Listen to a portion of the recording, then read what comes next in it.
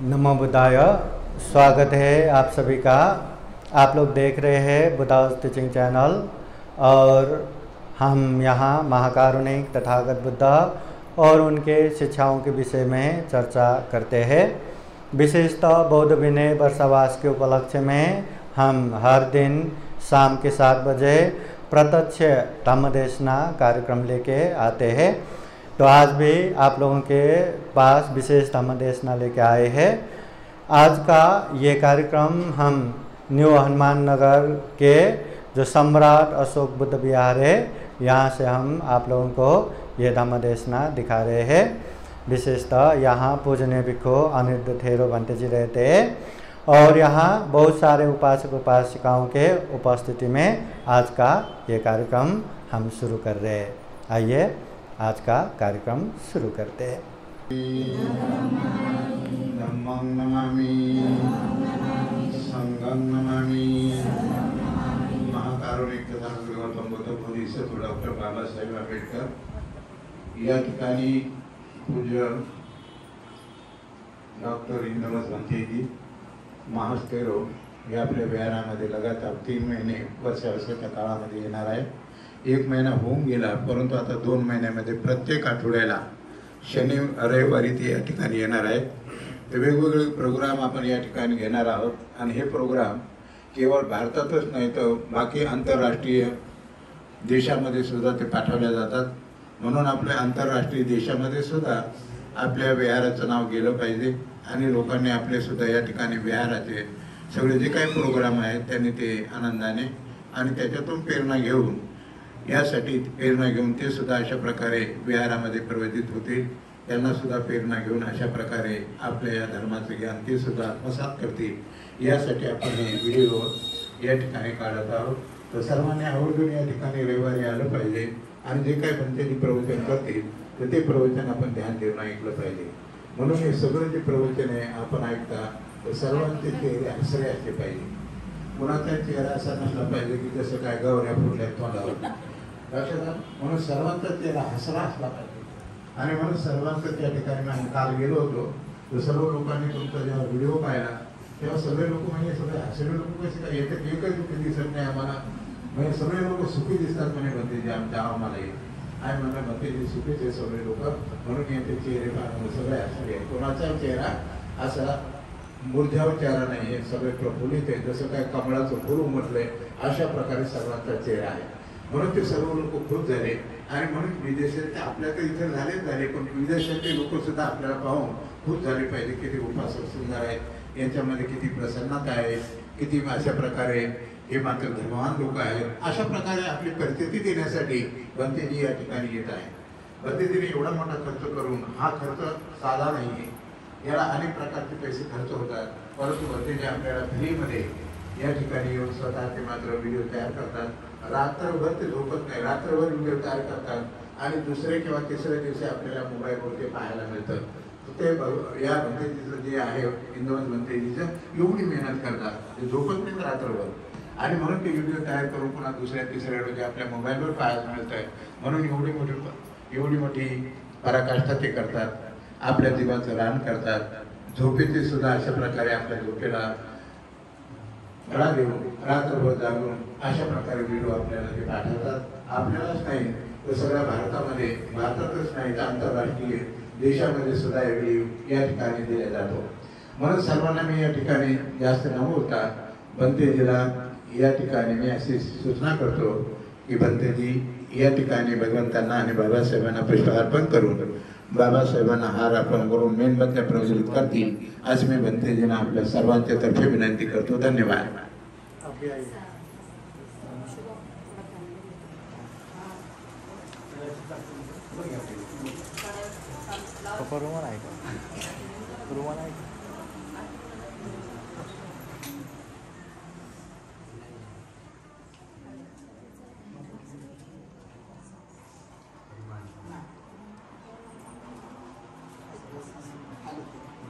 जमूर ना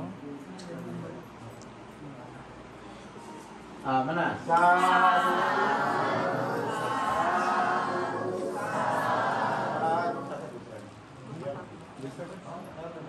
म्हणा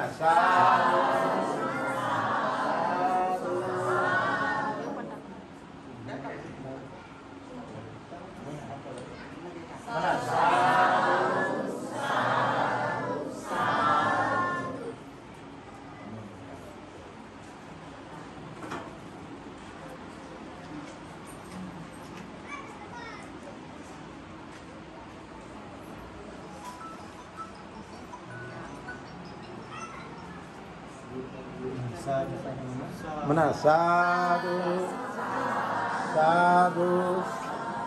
चांगलं जोऱ्यानं म्हणा. छतवर गेलं पाहिजे.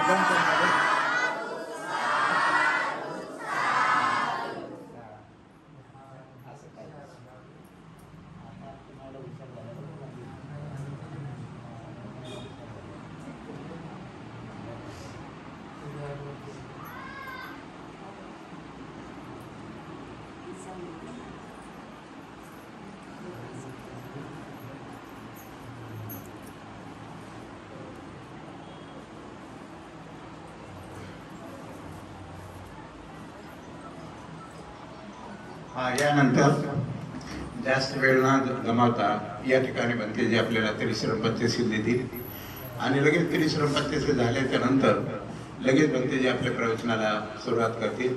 तेव्हा सर्वांनी आपलं प्रवचन बनते जसं सांगतील तसं आपल्या डोक्यामध्ये घ्यायचं आहे आणि त्यातून प्रेरणा घेऊन आपल्या जीवनामध्ये सुधारणा करायची आहे. आपण धम्मवान बनायचं आहे. धम्मवान बनण्यासाठीच आपण या ठिकाणी बनतेजीला बोलावत आहोत आणि अशा प्रकारे व्हिडिओ काढून अनेक प्रकारच्या आंतरराष्ट्रीयमध्ये ते पाठवत आहोत. भारतामध्ये तर जातच आहे, परंतु आंतरराष्ट्रीय देशामध्ये सुद्धा हा व्हिडिओ आपण पाठवत आहोत.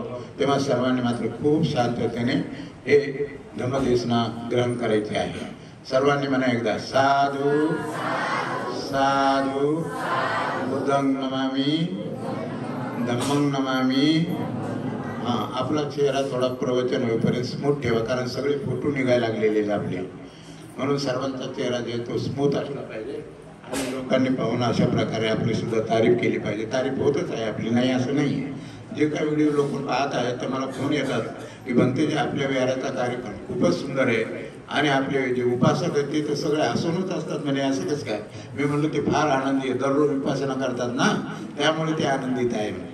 लक्षात आलं. आणि म्हणून आपण बनतेजीला मी अशी सर्वांच्या तर्फे माझ्यातर्फे ती विनंती करतो की बनतेजी आपल्याला त्रिशरण पंचशी देऊन लगेच आपण प्रवचनाला सुरुवात करावी अशी आम्हा सर्वांची मनोकामना आणि मनपूर्वक अभिलाषा आहे की आपण धम्मदेशना नंतर द्यावी.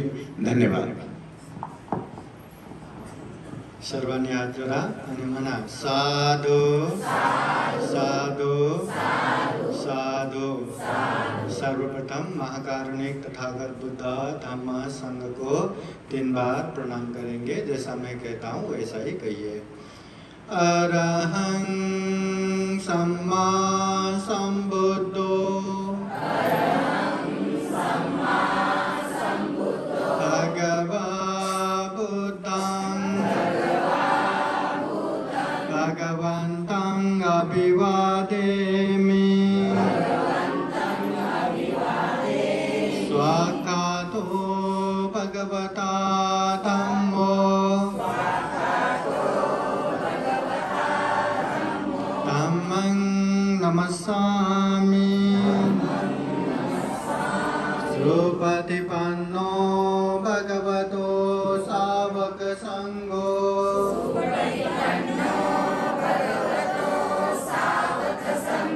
संघं नमामि.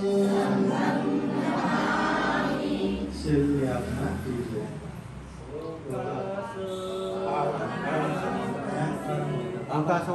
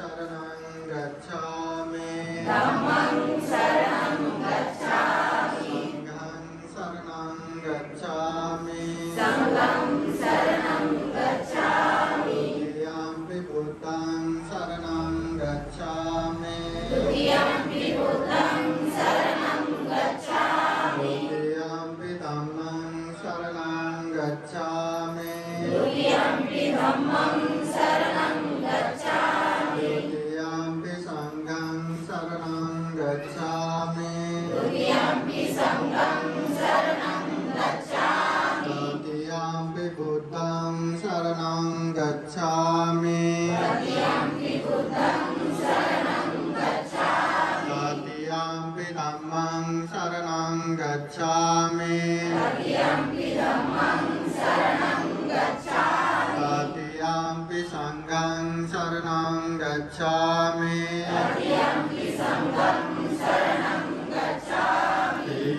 शरणगमनं परिपूर्णं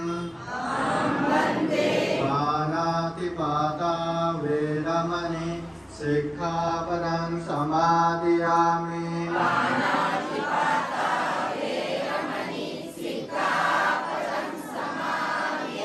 आदिन्नदाना वेदमणि सिक्खापदं समादयामि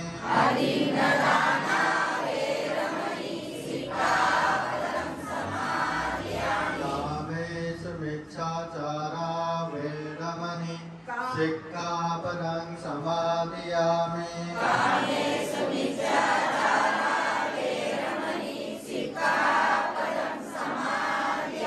मुसावादा वेदमणि सिक्खापदं समादयामि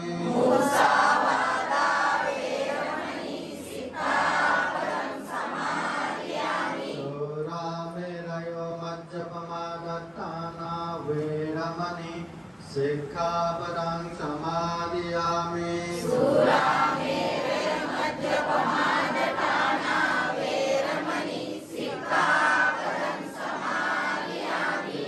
शरणेन सह पञ्चशीलं धम्मं साधुकं सुरक्षितं कृत्वा अपमादेन सम्पादेत साधु साधु साधु भक्तं नमामि धम्मं नमामि संघं नमामि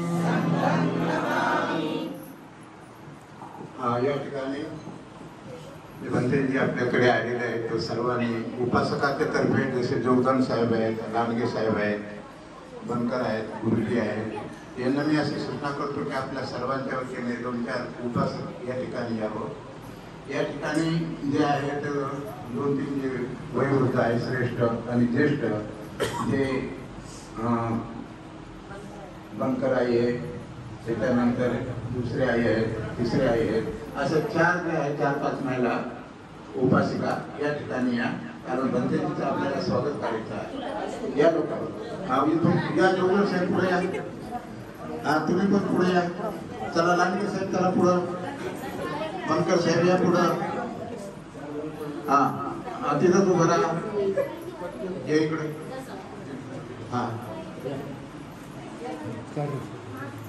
आना है क्या मैं आना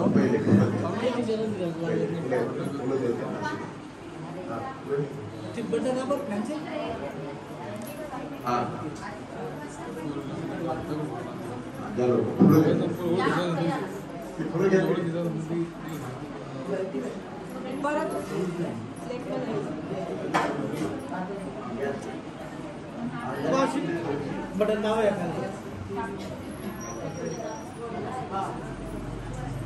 तिथं नाही बटन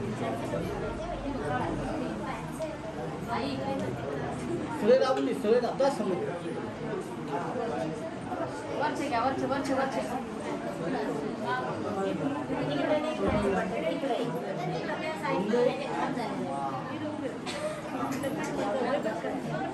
सर्वांना या ठिकाणी ऐका जरा या ठिकाणी भंतेजीला पुष्प देऊन नंतर आपल्याला बुके द्यायचं आहे भंतेजीला सर्वप्रथम पुष्प भंतेजीला पुष्प हातामध्ये द्या चला 2 नवसे भंतेजीला चला या तुम्ही इथून या हातात फुलं घ्या बस चला आपल्या जागेवर उभा राहा यानंतर उपासिका ज्या आहेत आपल्या जागेवर उभा राहा तिथं कसा तिथे उभा राहा लाईनीमध्ये उभा राहा त्याच्यानंतर उपासक स्वागत करते तेव्हा सर्वांनी हॅलो सर्वांनी साधू साधू म्हणायचा टाळ्यांच्या गजरामध्ये भंतेजीचं स्वागत करायचं म्हणा साधू साधू साधू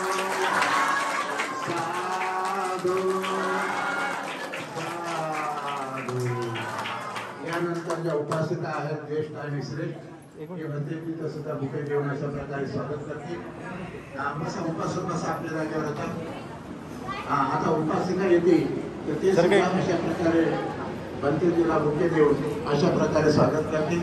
जसं ते स्वागत करतात तसं साधू साधू म्हणायचं आणि टाळ्याच्या गजरामध्ये भंतेजीचं स्वागत करायचं. या पुढे या.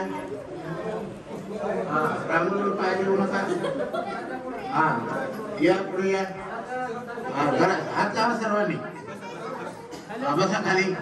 इकडून ये ना खाली. इकडून ये म्हणा. रांगोळीवर पाय देऊ नका म्हणा. साधू साधू साधू साधू साधू साधू. धन्यवाद. या ठिकाणी भंतेजीचं आता स्वागत झालेलं आहे. तेव्हा भंतेजी आता सर्व आपल्यातर्फे सर्वांच्या तर्फे भंतेजी आपल्याला देशनेला सुरुवात करतील. मोडा रांगोळी मोडा. बरं झालं तुम्ही आल्या रांगोळी मोडली. बसा बसा शाबास. बरं झालं. आज का ये धम्मदेशना कार्यक्रम शुरू करते हैं. समन्ता चक्रवालेषु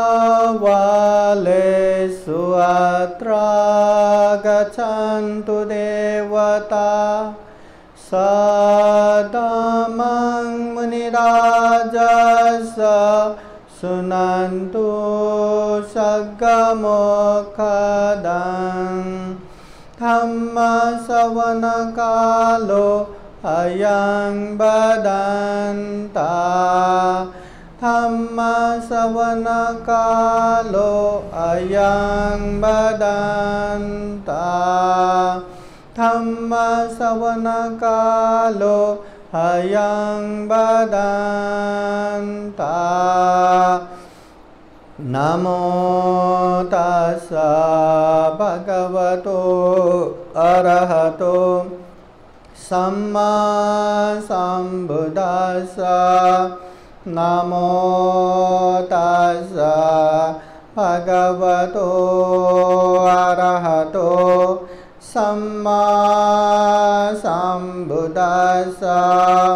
नमो तस्सा भगवतो अरहतो सम्मा सम्बुद्धास्सा. यो च वसतं जीवे दोपान्यो असमाहितो एकाहं जीवितं शय्यो पञ्चावन्तः सजायिनो. सर्वप्रथम महाकारुणिक तथागत भगवान बुद्ध को त्रिबार वंदना. महाकारुणिक तथागत बुद्ध द्वारा देशित सुआख्यात धम्म को त्रिबार वंदना. महाकारुणिक तथागत बुद्ध के आर्य श्रावक संघ को त्रिबार वंदना. परम पूजनीय बोधिसत्व डॉक्टर बाबा साहब अम्बेडकर आज विशेषतः सम्राट अशोक बुद्ध विहार में उपस्थित पूजनीय भिक्षु संघ, श्रद्धा संपन्न, बुद्धि संपन्न उपासक उपासिकाएं. एक समय महाकारुणिक तथागत बुद्ध बहुत सारे लोगों को धम्म देशना दे रहे थे. बहुत सारे लोग खूब अच्छे से धम्म देशना सुन भी रहे थे और श्रद्धा पूर्वक ध्यान पूर्वक धम्म देशना सुन रहे लोगों को देख के एक उपासक बाद में तथागत बुद्ध से प्रश्न पूछते हैं, भगवान मैं आपसे कुछ पूछना चाहता हूँ. हाँ पूछो. तो वो कहते भगवान आपके पास इतने सारे उपासक उपासिकाएं धम्म देशना सुनने को आते हैं और सुनने वाले भी खूब ध्यान पूर्वक बहुत अच्छे से धम्म देशना सुनते हैं. हाँ ये तो सही बात है. फिर वो उपासक कहते हैं भगवान धम्म देशना देने वाले आप जैसे तथागत बुद्ध हो और धम्म देशना सुनने वाले उपासक उपासिकाएं भी इतने ध्यान से श्रद्धा से सुन रहा हो, तो ऐसा लगता है कि जो जितने भी धम्म देशना सुनने वाले हैं सबके सब दुख मुक्त हो गए होंगे, सबके सब निर्वाण को प्राप्त हो गए होंगे। तो उस समय तथागत बुद्ध कहते हैं उपासक ऐसा तो नहीं होता, सारे के सारे उपासक उपासिकाएं दुख मुक्त नहीं होता। तो वो उपासक आश्चर्य प्रकट करते हैं भगवान धम्म देशना देने वाले आप जैसे उपासक हो और सुनने वाले भी इतने अच्छे से शांत पूर्वक सुन रहे हो, तो ऐसे कैसे संभव है कि उन लोगों ने ज्ञान ही प्राप्त नहीं किया, वो लोग दुख मुक्त ही नहीं हुए। तो उस समय महाकारुणिक तथागत बुद्ध वही उपासक से पूछते हैं कि हे उपासक तुम्हारी चेहरा देख के ऐसा नहीं लगता कि तुम श्रावस्ती में रहने वाले हो, कहाँ रहने वाले हो? तो वो कहता नहीं भगवान मैं श्रावस्ती में ही रहता हूँ, अमुक अमुक जगह पे हमारा घर है, परिवार है। अच्छा बाबा यहाँ रहते होंगे, पर तुम कहाँ से आके ये श्रावस्ती में बसे हो? तो वो कहते हाँ हम तो मगध के राजगिरी में रहते थे और वहाँ से व्यापार के सिलसिले में यहाँ आए, अभी यहीं रहते हैं। अच्छा तो अभी भी श्रावस्ती से राजगिरी आना जाना होता है क्या? हाँ होता है, खूब होता है, बहुत सारे हमारे लोग तो अभी भी वहाँ है। तथागत बुद्ध फिर पूछते हैं अच्छा तो जब पता चले तुम्हारे कोई मित्र या तुम्हारे कोई भी लोगों को पता चले कि तुम राजगिरी के रहते थे, अभी यहाँ रह रहे हो और तुम्हारा आना जाना सब होता रहता है, तो कोई आके तुमसे पूछता है कि नहीं कि श्रावस्ती से राजगिरी जाने का रास्ता कैसा है? तो बोलते हाँ भगवान ऐसे पूछने के लिए तो बहुत सारे लोग आते हैं, तो तुम जवाब देते हो क्या? क्यों नहीं देना, बहुत अच्छे से जवाब देता हूँ, बहुत अच्छे से समझाता हूँ कि श्रावस्ती से राजगिरी जाना है तो ऐसे ऐसे ऐसे जाना है, वहाँ गांव आएगा, वहाँ जंगल आएगा, वहाँ तालाब आएगा, वहाँ ऐसे जगह से ऐसे मोड़ना है, वैसे मोड़ना है, इतने इतने समय में इतने समय होने के बाद राजगिरी आएगा, मैं खूब अच्छे से बताता हूँ। तो तथागत बुद्ध फिर पूछते अच्छा फिर ये बताओ जो लोगों ने श्रावस्ती से राजगिरी जाने का रास्ता पूछा सारे के सारे राजगिरी पहुंच गए क्या? तो वो कहते भगवान ऐसे कैसे पहुंचेगा, केवल रास्ता पूछने मात्र से, केवल रास्ता जानने मात्र से थोड़ी ना श्रावस्ती से राजगिरी पहुंचेगा। उन लोगों को राजगिरी जाना पड़ेगा, जब तक नहीं पहुंचे तब तक बढ़ना पड़ेगा, तभी जाके वो लोग पहुंच सकते हैं। ऐसे कैसे पहुंचेंगे?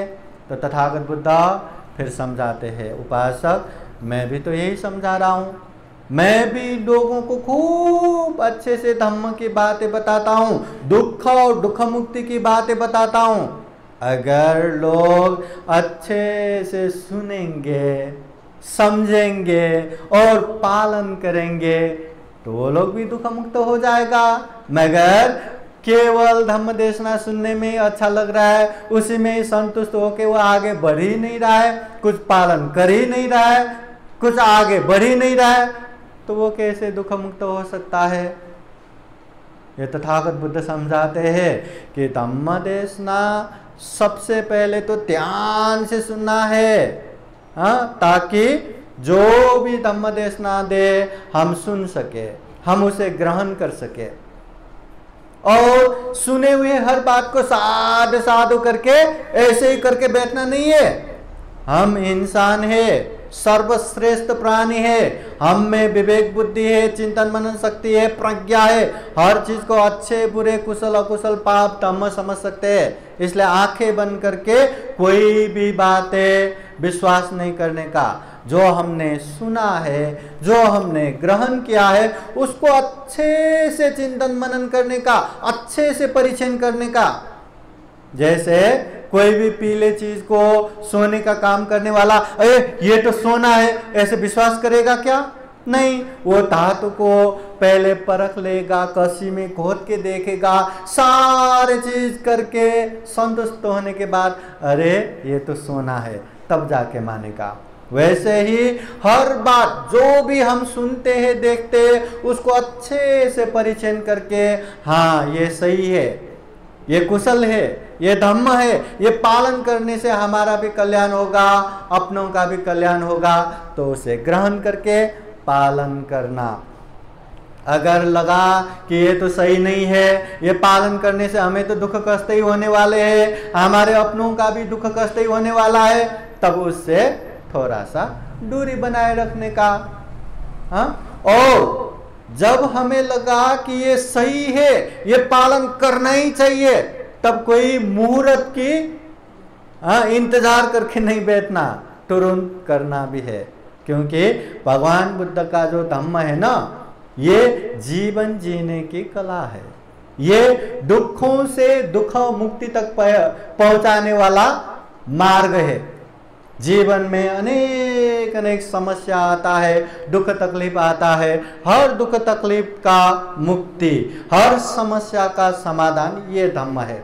इसलिए ऐसे धम्म को चाहे बच्चा हो, चाहे जवान हो, चाहे अर्धवयस्क हो, चाहे बूढ़े हो, सब के लिए बहुत काम का है। इसलिए धम्म तो अच्छा है, पर मैं तो पढ़ाई कर रहा हूँ, मैं तो स्टूडेंट हूँ, मैं तो काम कर रहा हूँ, मुझे तो परिवार का पालन पोषण करना है, मुझे ये करना है, वो करना है, अत्तन को अभी नहीं, मैं बाद में पालन करूँगा, ऐसा करके नहीं बैठना।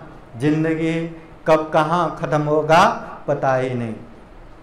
बहुत सारे लोग अभी देखा कल को नहीं रहा तो भी आश्चर्य की बात नहीं है। यहाँ देखे देखे इंसान हार्ट अटैक होके मर रहा है।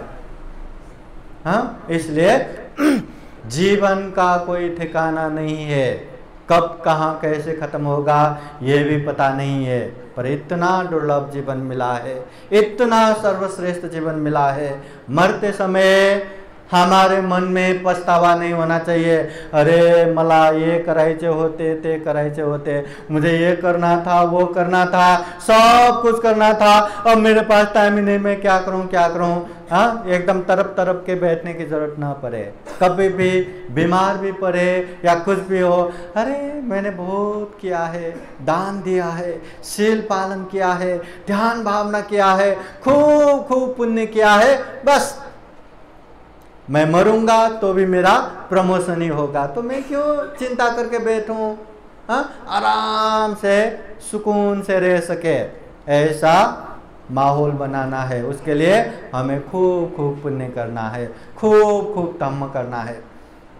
महाकारुणिक तथागत बुद्ध कहते हैं, यो च वर्ष शतं जीवे, 100 साल तक जीने से भी, वो भी कैसे, दुष्पन्यो असमाहितो, जो दुष्प्रज्ञ होके, असंयमित होके, मतलब प्रज्ञाहीन, प्रज्ञाहीन बोले तो मूर्ख होके, अज्ञानी होके 100 साल जीने से भी प्रज्ञावान होके, संयमित होके एक दिन जीना भी श्रेष्ठ है। समझ में आया क्या? अगर प्रज्ञा नहीं रहा, अगर कुशल अकुशल पाप धर्म आप लोग जान नहीं पाएंगे तो क्या होगा? जो भी अकुशल है, जो भी पाप है, आप लोग करते जाएंगे, आपको पता ही नहीं, क्योंकि वो गलत है करके, वो पाप है करके। जो छोटे छोटे बच्चे रहते हैं ना, उन लोगों को कितने भी गंदगी में खेलने दो, वो ऐसे करके बहुत मजे से खेलते, कितना भी गंदगी हो। पर वही बच्चे बड़े होने के बाद वही गंदगी पे उसी तरह खेलेंगे क्या? नहीं खेलेंगे। मगर खेल के बैठा तो उसको क्या कहेंगे? बाल, बच्चे जैसा। और बड़े होने के बाद भी बच्चे जैसा हुआ तो बाल, उसको कहते हैं मूर्ख, उसे कहते हैं अज्ञानी। और अज्ञानी इंसान क्या करता है? खूब सारा गलत काम करता है, खूब सारा अकुशल करता है, खूब सारा पाप करता है, और पाप करने के बाद भी उसको पता ही नहीं रहता कि मैं गलत कर रहा हूं, मैं पाप कर रहा हूं। बेचारा पाप करने के बाद भी उसको पाप कर रहा हूं पता ही नहीं, तो वो पाप क्यों छोड़ेगा? वो तो करता जाएगा करता जाएगा करता जाएगा। हाँ, अगर हमने अज्ञानता से दिन में इतना पाप किया, सपोज इतना पाप किया, तो एक दिन में इतना, 2 दिन में इतना, 3 दिन में इतना, 1 हफ्ते में इतना, महीने में इतना, साल में इतना, 10 साल में इतना, 50 साल में और 100 साल जिएंगे तो कितना पाप जमा करते जाएंगे। अरे यहाँ थोड़े थोड़े पाप भी बहुत बड़े बड़े दुख कष्ट का कारण बनता है। और इतना सारा पाप करते जाएंगे तो 100 साल जीना बोले तो खुद के लिए ही अभिशाप बन गया। जितना ज्यादा जिएंगे उतना पाप करेंगे, जितना पाप करेंगे उतना दुख कष्ट का कारण बन जाएंगे। इसलिए तथागत बुद्ध कहते हैं प्रज्ञाहीन होके, दुष्प्रज्ञ होके, असंयमित होके 100 साल जीने से भी संयमित होके, प्रज्ञावान होके एक दिन जीना ही श्रेष्ठ है। क्योंकि एक दिन भी जिया ना, वो संयमित है, जो मर्जी वो करके नहीं बैठेगा। हम पशु नहीं है, हम जानवर नहीं है, हम इंसान है, विवेकशील प्राणी है। हाँ, मन में कुछ भी पाप हो हम मुंह से नहीं बोलते, शरीर से नहीं करते। तथागत बुद्ध कहते द्वे में तम्मा लोकं पालयन्ते, ये सारा संसार 2 लोकपाल धर्म से रक्षा हो रखा है, 2 गुण धर्म से रक्षा हो रहा है ये पूरा दुनिया का। कतमे द्वे, वो क्या क्या है? हीरिंग च ओतपंग च, लज्जा और भय की वजह से। लज्जा मतलब गलत काम करने में अंदर से जो शर्म आता है वो लज्जा। भय, गलत काम करने से अंदर से जो डर त्रास आता है वो भय। हम में वो लज्जा और भय है, इसलिए हम संयमित है। अगर वो लज्जा और भय नहीं रहा ना, इंसान नहीं रहेगा, वो पशु जैसा व्यवहार करने लगेगा, लाज नहीं, डर नहीं, कुछ भी करेगा। इसलिए तो तथागत बुद्ध कहते हैं ना, सुरा मेरे मज्जपमादत्ताना वेरमणि, अम्मल नशा पता सेवन मत करो, दारू पियो न का। इसलिए तो कहते हैं ना, दारू नशा पीने के बाद क्या होगा? इंसान होके भी पशु जैसा व्यवहार करने लगेगा। उसको पाप करने में डर भी नहीं, पाप करने में भय भी नहीं, कुछ भी करेगा, कुछ भी बोलेगा, है ना। लज्जा और भय नहीं रहा तो ये दुनिया झगड़ा कलह का रण क्षेत्र बन जाएगा। इसलिए तथागत बुद्ध कहते हैं ये लज्जा भय जब तक है तब तक इंसान है और दुनिया सेफ है। जब ये लज्जा भय नहीं रहा तो खत्म। इसलिए ये लज्जा भय होना चाहिए पाप करने में। मगर जो अज्ञानी रहेगा, जो मूर्ख रहेगा, वो पाप करने के बाद भी मैं पाप कर रहा हूं उसको पता ही नहीं रहेगा, वो करता जाएगा और उसी वजह से बहुत सारे पाप संकलन करके बहुत सारे दुख कष्ट का कारण बन जाएगा। और प्रज्ञावान रहा तो वो गलत काम करेगा ही नहीं, पाप करेगा ही नहीं। करना भी पड़ा या कर भी लिया तो उसको तुरंत होश आएगा, अरे मैंने तो ये पाप कर लिया। उसको होश आएगा, वो आगे से करेगा ही नहीं। जैसे जो ये आग जल रहा है ना, एक बच्चे आग देख के कितना अच्छा है, पिल जल रहा है ना, दौड़ के वो ऐसा पकड़ेगा, ऐसे पकड़ेगा कि उसके हाथ में बहुत ही जलेगा, ऐसे रोएगा, ऐसे चिल्लाएगा, है ना। अभी वो आग जलाता है, सबको पता है। बड़े कोई आग पकड़ेगा क्या, छोड़ेगा क्या? नहीं। अगर ये छोटे छोटे आग पकड़ना भी पड़े ना, ऐसे पकड़ते कि वो हमें जला नहीं पाएंगे।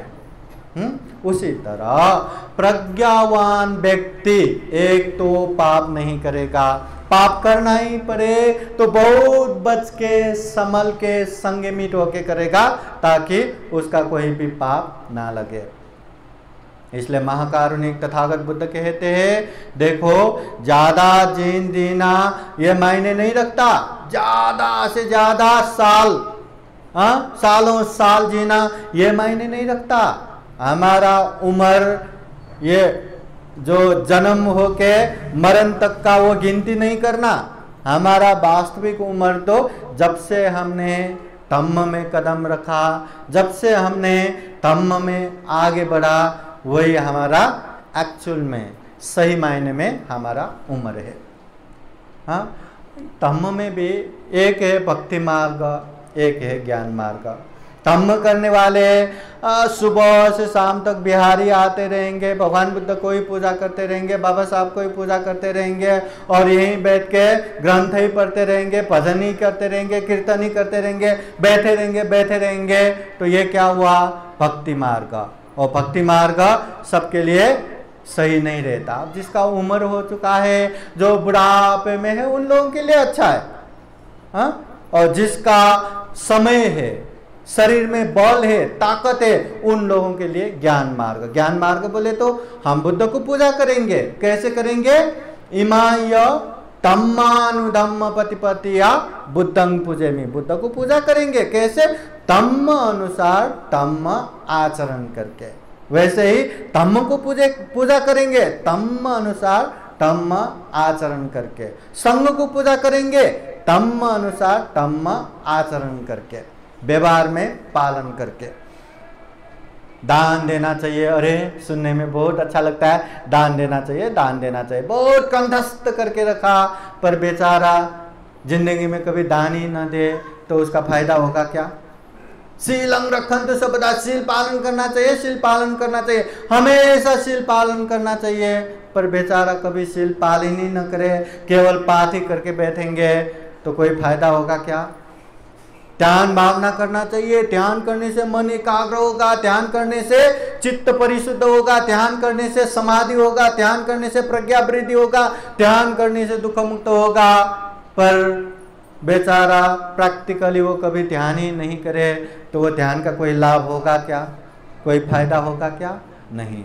इसलिए यह महाकारुणिक तथागत बुद्ध का धम्म जानना है, समझना है, पालन करना है। इसलिए तथागत बुद्ध कहते हैं प्रज्ञावान होके, संयमित होके एक दिन जीना भी श्रेष्ठ है, बिना प्रज्ञा के असंयमित होके 100 साल जीना भी कोई मतलब नहीं, कोई फायदा नहीं। महाकारुणिक तथागत बुद्ध श्रावस्ती के जेतवन बुद्ध विहार में रहते समय ये खानु कौंडन्य के कारण, एक कौंडन्य स्थापित के कारण ये उपदेश देते हैं। अभी कौंडन्य बोले तो तुरंत हमारे मन में आते हैं पंचभद्र वर्गीय। पंचभद्र वर्गीय में सबसे ज्येष्ठ कौन है? कौंडन्य। उसके बाद वप्प, महानाम, पद्य, असजी। और ये पंचभद्र वर्गीय किस विषय में प्रसिद्ध है? तथागत बुद्ध होने के बाद सर्वप्रथम भिक्षु शिष्य होने वाले, सर्वप्रथम शिष्य होके दुख मुक्त अरंत होने वाले ये पंचभद्र वर्गीय। हाँ, तो वो कौंडन्य होगा। अभी ये कौंडन्य स्थापित दूसरा है। श्रावस्ती जेतवन बुद्ध विहार में रहते समय अभी महाकारुणिक तथागत बुद्ध के उपदेश सुनने के लिए ढेर सारे भिक्षु भिक्षुनी, उपासक उपासिकाएं आते रहते हैं। और उपासक उपासिकाएं जैसे जैसे ज्ञान प्राप्त होता है या जैसे जैसे ज्ञान प्राप्ति के तरफ आगे बढ़ना रहता है, या यूं कहे तो मन में वैराग्य उत्पन्न होता है। अरे जीवन दुख कष्ट के सिवा कुछ भी नहीं है, अभी मुझे ये दुख कष्ट से मुक्त होना है, मुझे ये दुखों से मुक्त होना है। मैं घर गृहस्थ परिवार में रह के दुख मुक्त नहीं हो पाऊंगा, अभी मैं बुद्ध के शिष्य बन के, भिक्षु भिक्षुनी बन के दुख मुक्ति के मार्ग पे चलता हूं करके ऐसे भिक्षु भिक्षुनी बनने वाले भी बहुत सारे रहते हैं। तो ऐसे ही भिक्षु भिक्षुनी बन के वो लोग तथागत बुद्ध से कर्मस्थान भावना सीख के दुख मुक्ति तक का मार्ग सीख के अपने अपने जगह पे जाके ध्यान करने जाते थे। तो वैसे ही ये कौंडिन्य स्थविर भी तथागत बुद्ध के पास भिक्षु बन के तथागत बुद्ध से कर्मस्थान भावना सीख लिया।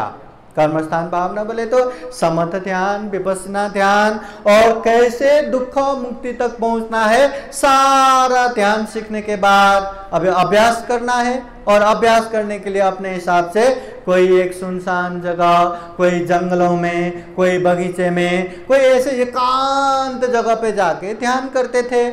तो ये कौंडिन्य स्थविर भी तथागत बुद्ध से अनुमति लेके कर्म स्थान भावना सीख के गए वो अभ्यास करने के लिए दूर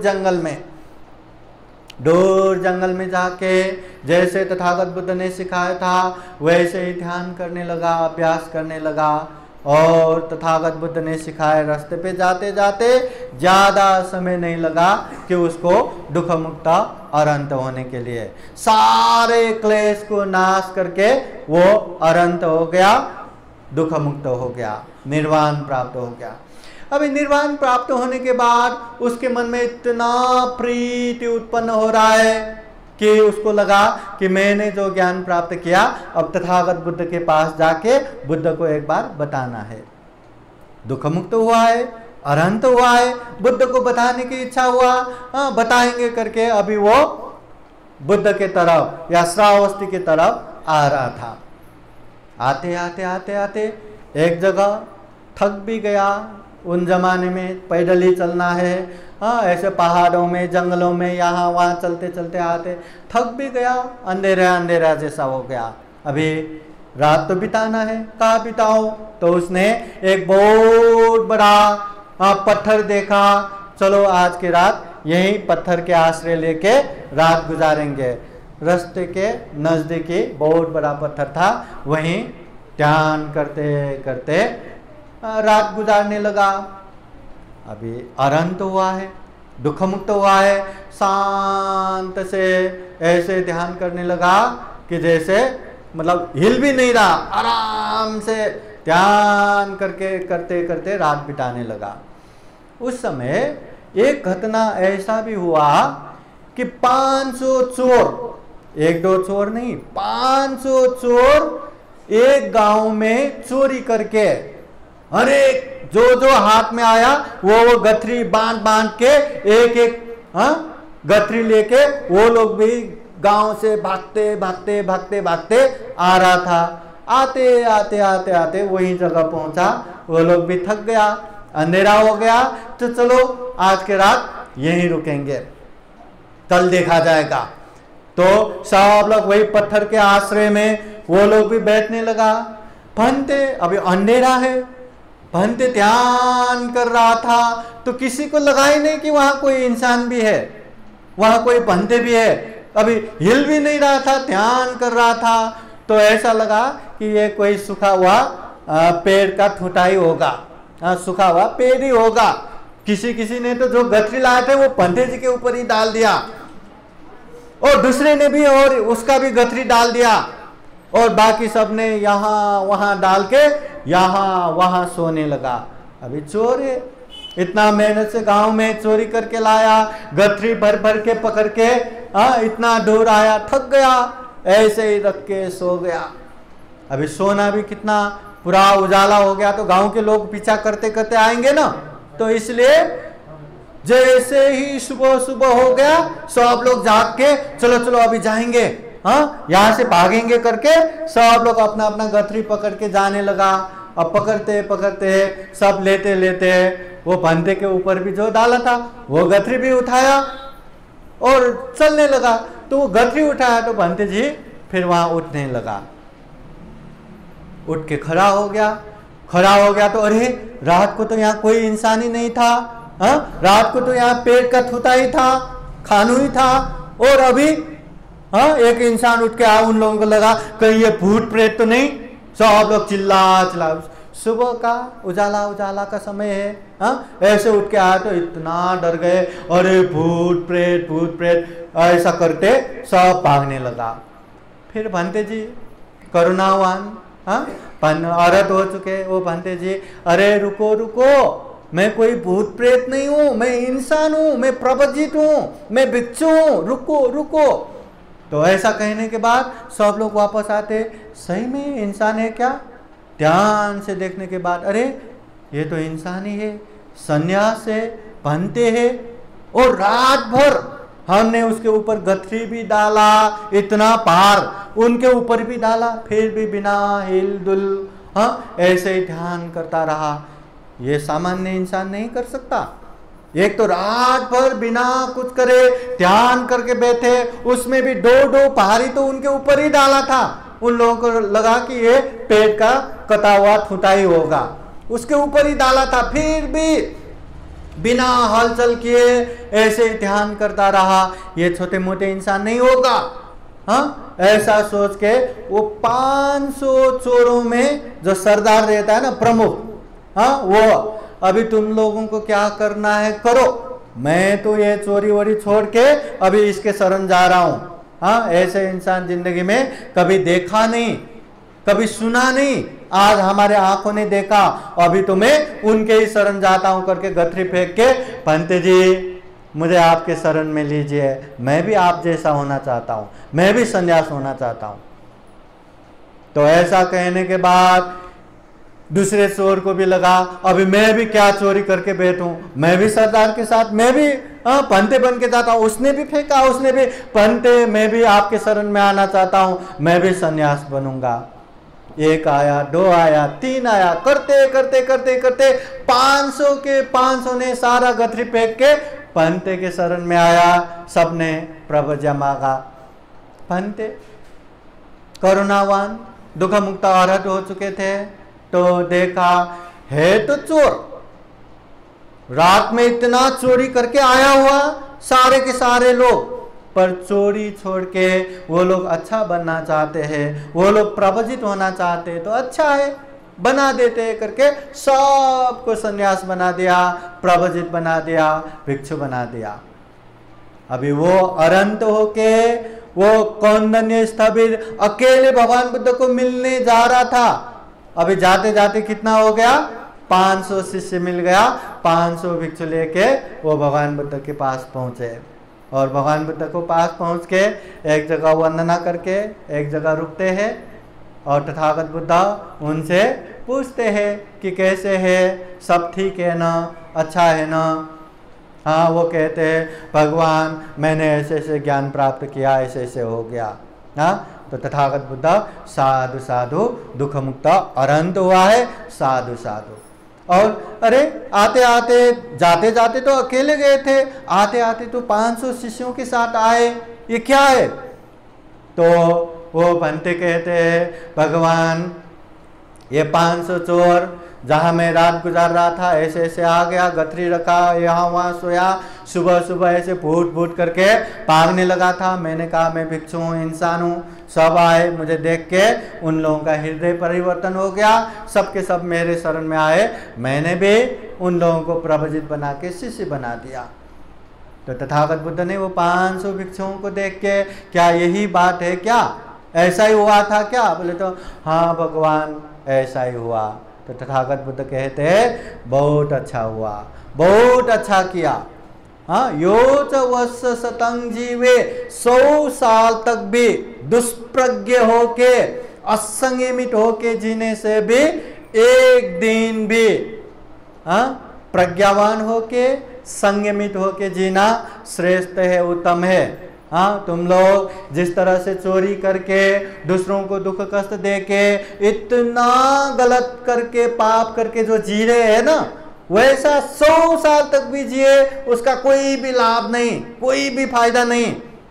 जिस तरह अभी जी रहे भिक्षु बन के, ऐसे प्रज्ञावान होके, ऐसे संयमित होके एक दिन जीना भी श्रेष्ठ है, उत्तम है। ऐसा कहते हुए तथागत बुद्ध यही गाथा उपदेश देते हैं।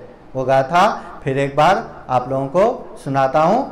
तथागत बुद्ध कहते हैं यो च वर्ष शतं जीवे दोपन्यो असमाहितो ये काहं जीवितं सय्यो पन्यावंत सचाइनो। यो च वर्ष शतं जीवे, 100 साल भी जिए। कैसे? दुप्पन्यो असमाहितो, दुष्प्रज्ञ होके, प्रज्ञाहीन होके, अज्ञानी होके, मूर्ख होके, असमाहितो असंयमित होके शरीर में कोई कंट्रोल ही नहीं, कोई संयमितता ही नहीं, जो मर्जी कर रहे, जो मर्जी देख रहे, जो मर्जी सुन रहे, जो मर्जी बोल रहे, संयमितता ही नहीं। उस तरह से 100 साल भी जिए, उससे अच्छा है ये काहं जीवितं सह्यो, एक दिन जीना भी श्रेष्ठ है, एक दिन जीना भी उत्तम है। कैसे? प्रज्ञावान होके, संयमित होके एक दिन जीना भी श्रेष्ठ है, ये तथागत बुद्ध कहते हैं। तो तथागत बुद्ध इस तरह से धम्म देशना देते हैं। तो वो 500 के 500 जो नवक भिक्षु है ना, अभी अभी भिक्षु बना, उससे पहले चोर था, अभी भी भिक्षु बना, तथागत बुद्ध के ये गाथा, ये उपदेश सुनते सुनते सारे के सारे भिक्षुओं ने ज्ञान प्राप्त किया, सभी के सभी दुख मुक्त हो गया। बोलिए साधु साधु साधु। देखिए, जो गलत काम करते थे, अकुशल करते थे, पाप करते थे, चोरी करना तो पाप ही है ना, अकुशल ही है ना, और ऐसे जीवन भर करते आए, उसके बावजूद भी एक ही दिन में सारे लोगों का हृदय परिवर्तन हो गया, भिक्षु बन गया, और भिक्षु बन के तथागत बुद्ध के एक उपदेश सुना तो सबके सब ज्ञान प्राप्त हो गया। तो हम भी तथागत बुद्ध के उपदेश अच्छे से सुन के, अच्छे से मनन करके अभ्यास करेंगे तो हम भी तो दुख मुक्त हो सकते हैं ना, हम भी तो ज्ञानी हो सकते हैं ना। हम उतना चोर भी तो नहीं है ना, इतना अकुशल पाप करने वाला भी तो नहीं है ना। बुद्ध के समय में हजारों लोगों को मारने वाला अंगुलीमाल भी तथागत बुद्ध के उपदेश सुन के भिक्षु बन के वो भी अरहंत हो गया, वो भी दुख मुक्त हो गया। आलवक जैसे राक्षस जो उसके खुद के बीवी बच्चे भी उसके सामने आने से डरते थे, सब यहाँ वहां छुपने जाते थे, ऐसे आलवक क्रूर एकदम भयानक राक्षस भी तथागत बुद्ध के उपदेश सुन के शांत हो गया, संयमित हो गया। हम आलोक राक्षस जैसे भयानक तो है नहीं, अंगुलीमाल जैसे हत्यारा तो है नहीं, और ये 500 जो चोर है वैसा चोर भी नहीं है। तो हम अगर धम्म को जानने के प्रयास करेंगे तो अच्छे से जल्दी जान पाएंगे।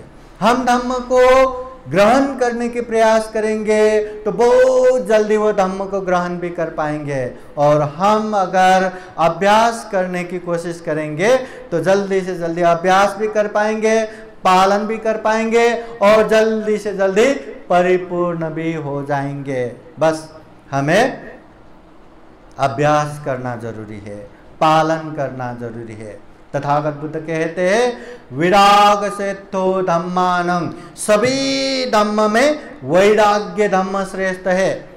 धम्म तो श्रेष्ठ है, धम्म तो उत्तम है, उसमें भी वैराग्य धम्म श्रेष्ठ है। वैराग्य बोले तो एक तरह से अरे ये जीवन में दुख ही दुख है, जन्म से लेके मृत्यु पर्यंत तक अनेक अनेक दुख ही दुख से भरा हुआ है। जन्म होके बुढ़ापा आना, बीमार होना, मृत्यु होना, प्रिय से बिछोड़ होना, अप्रिय के साथ रहना, जो इच्छा करते वो पूरा न होना, पंचस्कंद रूपी ये शरीर धारण करना, बस दुख ही दुख से भर पड़ा है। ऐसे दुख में जीवन में क्या मौज मजा करूं, क्या सुख सुविधा भुगतूं, क्या परिवार के साथ रहूं, जाने दो, अब मैं दुख मुक्ति के मार्ग पे चलता हूं करके जो वैराग्य भाव उत्पन्न होता है वो धम्म श्रेष्ठ है। एक बार वैराग्य धम्म उत्पन्न हुआ ना तो वो इधर उधर ऐसा वैसा करके नहीं बैठेगा, बस एक ही टारगेट, दुख मुक्त ही होना है। जिस तरह हमारे हाथ में कहीं से गंदगी का छींटा आ गया तो हम क्या करेंगे? अरे अपना ही हाथ है, अपना ही हाथ है, अपने ही हाथ में वो गंदगी आया है, रहने दो, अभी मैं बहुत बिजी हूँ, बहुत काम है मुझे, यहाँ जाना है, वहाँ जाना है, ये करना है, वो करना है, सारा काम निपटा लूंगा, बाद में आराम से इसको साफ करूंगा। ऐसा करके वो गंदगी लेके वो घूमते रहते क्या? नहीं, जैसे गंदगी आया तुरंत साफ करते हैं। अगर हम कहीं काम पे निकल रहे और हमारे सर पे आग लग गया तो हम क्या करेंगे? अरे अपना ही सर है ना, अपने ही सर पे आग लगाया, रहने दो, हाँ मैं बहुत बिजी हूँ, पहले सारा काम निपटा लूंगा फिर आराम से ये आग बुझाऊंगा, ऐसा कहते हुए वो सारा काम करके बैठेगा या पहले आग बुझाएगा? आग बुझाएगा। आग बुझाए बिना इधर उधर गया तो वो तरफ तरफ के मर जाएगा, है ना। हाँ, जिस तरह हमारे छाती पे बाण लगाओ तो अरे अपना ही छाती है, हाँ अपने छाती पे बाण लगाए, रहने दो मैं बहुत बिजी हूँ, यहाँ वहाँ सब काम करके बाद में आराम से निकाल के मलम पट्टी करूँगा, ऐसा करके बैठेंगे या पहले बाण निकाल के मलम पट्टी करेंगे? बाण निकाल के मलम पट्टी करेंगे। ये जो आंखों से दिखता है वो सारा का सारा समझता है। और इतना दुर्लभ जीवन मिला है, प्राणी जगत में सर्वश्रेष्ठ जीवन मिला है, इंसान से श्रेष्ठ बाकी कोई भी प्राणी नहीं है। हम में चिंतन मनन शक्ति है, विवेक बुद्धि है, प्रज्ञा है, अच्छे बुरे पाप धर्म कुशल अकुशल योग्य अयोग्य उचित अनुचित हम अच्छे से जान सकते हैं। और इतना ही नहीं, सारे पापों से दूर हो सकते हैं, सारे कुशल धम्म में आगे बढ़ सकते हैं। ये इंसान ही कर सकता है। इंसान के अलावा बाकी कोई भी जीव जंतु पशु पंछी कीट पतंग कोई भी नहीं कर सकता। इतना दुर्लभ जीवन मिला है, वो भी नित्य नहीं बरका, नित्य नहीं, शाश्वत नहीं, ध्रुव नहीं, अजर नहीं, अमर नहीं, और अंदर पूरा गंदगी दौड़ रहा है। और ये भी छेन भंगुर है, पूरा रोगों का खजाना है, रोगों का घर है। ऐसे क्षणिक जीवन लेके आए हैं और इसमें भी मुझे ये करना है, वो करना है, ऐसा करना है, वैसा करना है, ऐसे दुनिया भर के कामों में ही भागते रहेंगे। और जो मेन टारगेट है दुख और दुख मुक्ति, उससे दूर रहेंगे तो ये दुर्लभ जीवन का क्या फायदा। इसलिए तथागत बुद्ध कहते हैं जीवन में जरा जीर्ण मरण रूपी आग जल रहा है, निरंतर आग जल रहा है। हम न चाहते हुए भी बुढ़ापे की तरफ जा ही रहे, हम न चाहते हुए भी बीमारी की तरफ भाग रहे, हम न चाहते हुए भी मृत्यु की तरफ दौड़ लगा रहे। कब कहाँ कैसे ये जीवन खत्म होगा हमें पता नहीं। ऐसे जीवन लेके आए हैं, इसलिए बाकी चीज तो होता रहेगा, पर दुख और दुख मुक्ति ये हमारा प्रमुख प्रायोरिटी होना चाहिए, जीवन का प्राथमिकता होना चाहिए। ये तथागत बुद्ध कहते हैं जिस तरह आग सर पे लगाओ सबसे पहले आग बुझाना चाहिए, जिस तरह ये छाती में बाण लगाओ पहले बाण निकाल के मलम पट्टी करना चाहिए, उसी तरह ये जरा जीर्ण मरण रूपी आग जल रहा है। ये जीवन में सबसे पहले दुख को जान के दुख मुक्ति की तरफ बढ़ना ही ये बुद्धिमानी है, इसी में हमारा भला होगा, कल्याण होगा, ये तथागत बुद्ध कहते हैं। इसलिए उपासक उपासिकाएं हमें भी जीवन में खूब सारा पुण्य धम्म करना है, कुशल को कुशल, अकुशल को अकुशल, पाप को पाप, धम्म को धम्म अच्छे से जानना है।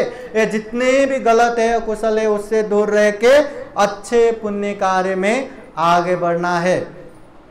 अगर अच्छे करते करते जिएंगे तो हर दिन थोड़ा थोड़ा थोड़ा थोड़ा करके इतना पुण्य जमा होगा, इतना पुण्य जमा होगा कि जीवन में खूब सारा सुख शांति आएगा। जितना जिएंगे अपने लिए वरदान साबित होगा।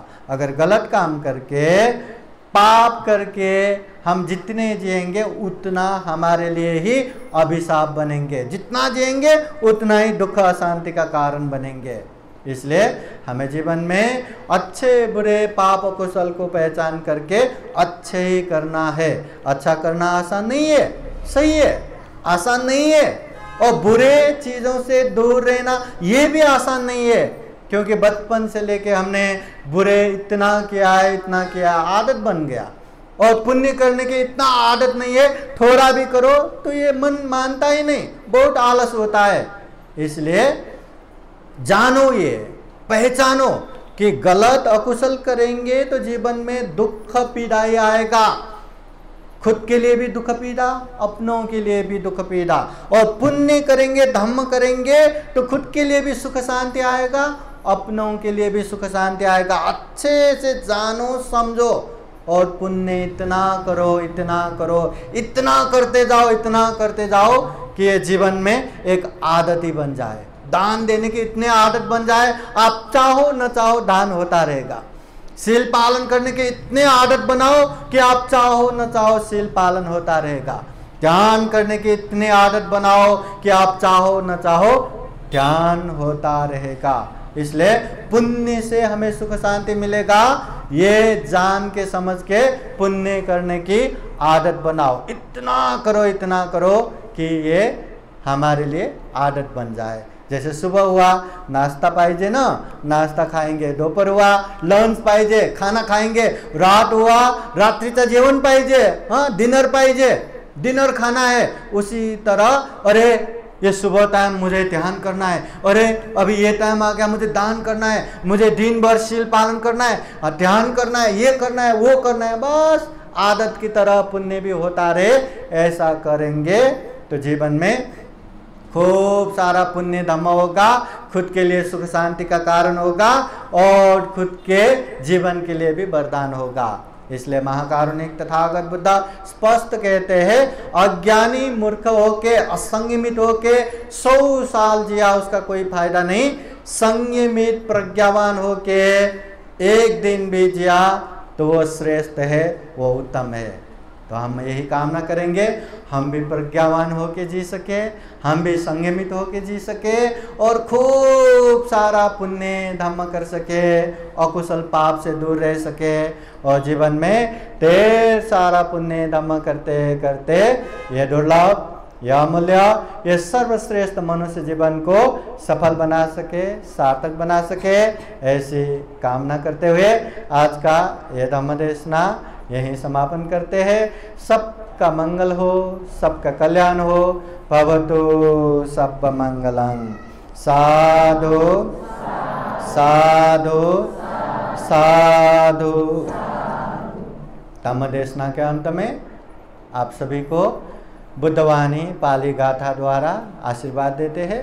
आप लोगों के जीवन में हमेशा हमेशा बुद्ध का आशीर्वाद रहे, धम्म का आशीर्वाद रहे, संघ का आशीर्वाद रहे और खूब सारा पुण्य धम्म करते हुए सभी दुखों से मुक्त निर्वाण भी प्राप्त कर सके, ऐसी कामना करते हुए बुद्धवाणी पाली गाथा द्वारा आशीर्वाद देते हैं। श्रद्धापूर्वक आशीर्वाद ग्रहण करने के लिए 3 बार साधु साधु बोलिए।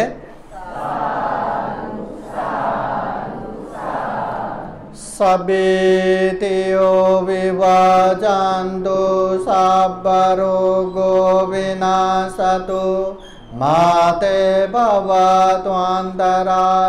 सुखी दीर्घायुको भव। भवतु सर्वमङ्गलं रक्षन्तु सर्वदेवता सर्वबुद्धानुभावेन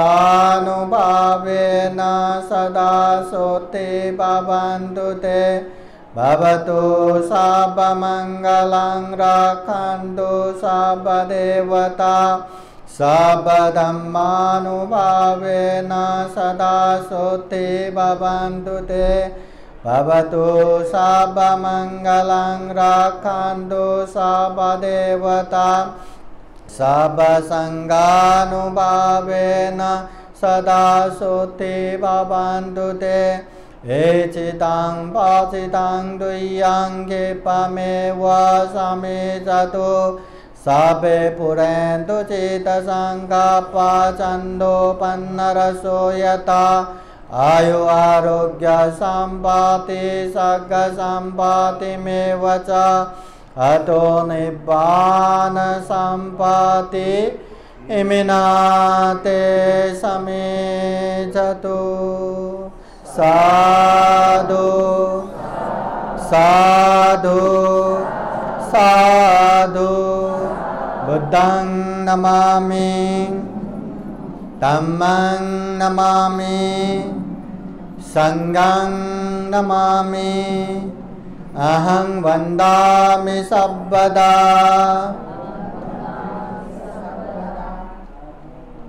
तीन बार बोले।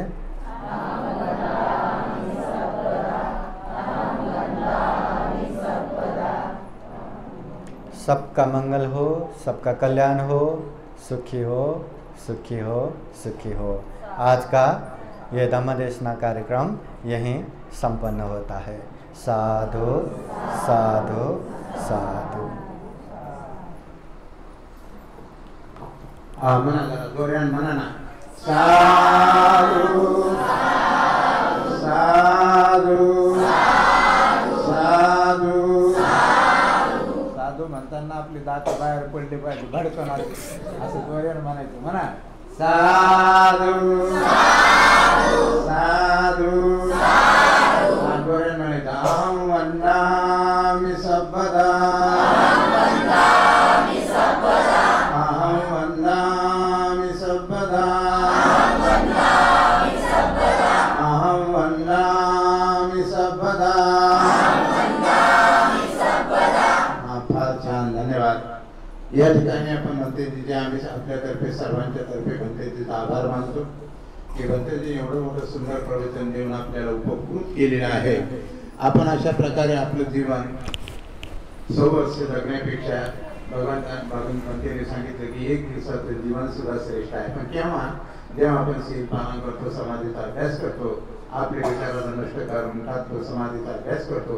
असं जीवन जर आपण जगत असाल तर भगवंताने सांगितलं की भगवान कधी म्हणतात की 100 वर्ष जगण्यापेक्षा 1 दिवसाचं जीवन सुद्धा श्रेष्ठ आहे. पण ते सगळं पालन केल्याच्या नंतर आहे. आणि म्हणून आपण ते पालन करत आहात. आणि या ठिकाणी दररोज आपल्याला साधना होते. खरोखरच आपण फार मोठे पुण्यवान आहात, भाग्यवान आहात. इथे बाबासाहेबांना जे चंद्रमणी भंतेजीने दीक्षा दिली, त्यांचे जे शिष्य आहेत ते श्रावस्तीमध्ये राहतात आणि त्यांचे विनोद भंते हे त्यांचे शिष्य आहेत.